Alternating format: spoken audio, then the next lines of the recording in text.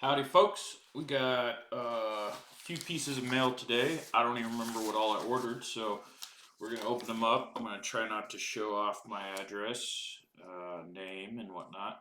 Oh. And see what I got. I don't even remember. I'm building so many decks these days that can't be for sure. Be for different decks at that. Alright, so we got what looks like a couple of cards. Oh, these are for my Yearlock deck.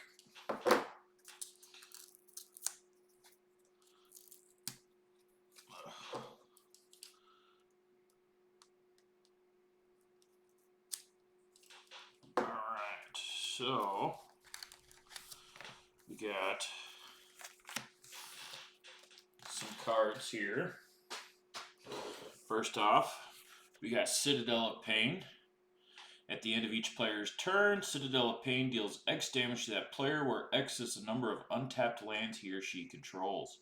So this is for Yearlock, and so if they don't use their lands, they're going to take damage. But if they don't use all the mana they have, they're going to take mana burn.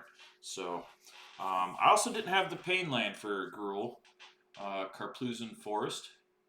It's add one colorless mana to your mana pool, or add a green or a red to your mana pool, and it deals 1 damage to you. So I think it was might be the only Pain land I didn't have. And then we've got Wild Evocation. This one I'm not sure I'm going to put in the deck. It's basically in there because I also have the 2-mana enchantment Roiling Vortex, which says if a player casts a spell without paying any mana for it, then they take 5 damage. So this is just kind of a group hug until I get the other enchantment out, then it's definitely group slug. And it's this is everybody, as well as Roiling Vortex is everybody, so they're symmetrical. So it's one thing I like to try to do for the most part is play symmetrical effects. Sorry, I'm trying to make sure I avoid showing any addresses. So let's get this sucker open. I haven't even seen what card it is yet. And could also be for Yearlock. Seems to be what I built. Oh, this is Rise of the Dark Realms. So this is actually for a couple of different decks. I only bought one copy of it. Rise of the Dark Realms. It's a 9-mana sorcery. Put all creature cards from all graveyards onto the battlefield under your control. I don't know how many boxes of Jumpstart I opened, and I did not get this card somehow. I also didn't get Tiny Bones, so that's another card I bought or I'm going to buy. I can't even remember now. But I run this. I have a Croxa deck, which causes a lot of people to discard and mill. And also my Garuda deck runs it because it obviously mills a lot of people. I think if you've watched any of my videos on my channel, you can see the Garuda gameplay video where I cast that and got something like 30 some odd creatures, 32 creatures from graveyards onto the battlefield. It was pretty epic. Probably one of my favorite wins.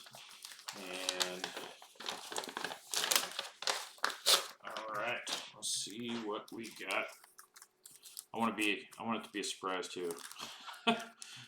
Unfortunately, like I kind of remember some of the cards I bought, but don't really remember what's coming when, or I bought enough cards from different people for different decks that I don't even know what deck it's going to be for. So we got Overabundance. So this is for Yurok as well.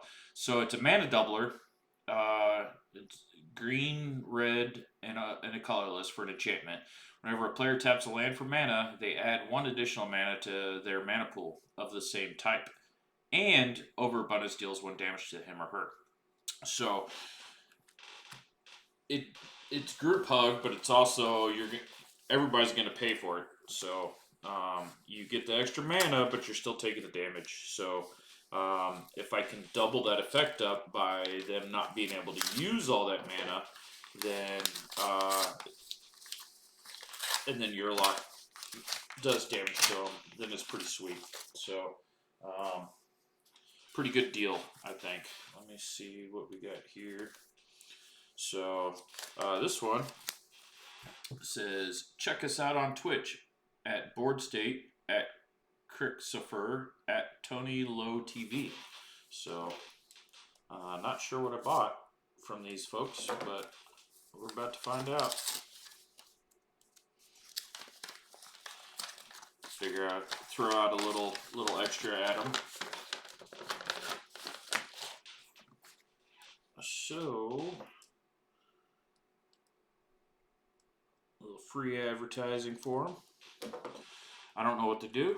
I'm assuming they're some type of Magic players. And the last card we got today is Magus of the Vineyard, also for Yearlock. It's a 1-mana creature for 1/1. At the beginning of each player's pre-combat main phase, they add 2 green to their mana pool. So it's another way to give folks mana that hopefully they can't use. It's definitely going to be more of a casual deck. So I guess that's the only one. It's going to be more of a casual deck because most people can at least use some of that mana, and even at instant speed and higher power level decks. But it's going to be fun. I'm going to have to change it up a little bit. I think, I don't know, I've only got to play it once. In paper, haven't got to play online yet. Some of the cards are wickedly expensive still. Just haven't been a whole lot of drafts going out yet. So some of the cards are pretty hard to find. Not only are they not available, but their prices are still pretty freaking high. Although I got lucky today, I started a new draft. That's the video you guys hopefully have watched. And I got the most expensive card on MTGO from this set. Was my pack 1 pick 1. So pretty good, I think. I was like, oh man, I am taking this no matter what. I don't know what colors I'm gonna do, and it ended up being in my colors, so it was pretty awesome. I think there was only one card I picked that wasn't really in my colors because it was one of the Battle Bond type multiplayer lands, and I guess they're coined the Bond lands, so it was one of the new Bond lands, and it was definitely not in my color, but there really wasn't anything else great to pick. I think there was one card that was okay for my deck, and then nothing else. So I picked it for no other reason than I don't have to buy it later. So pretty cool. I'm excited to get this deck built completely. Like I said, I may have to make some adjustments.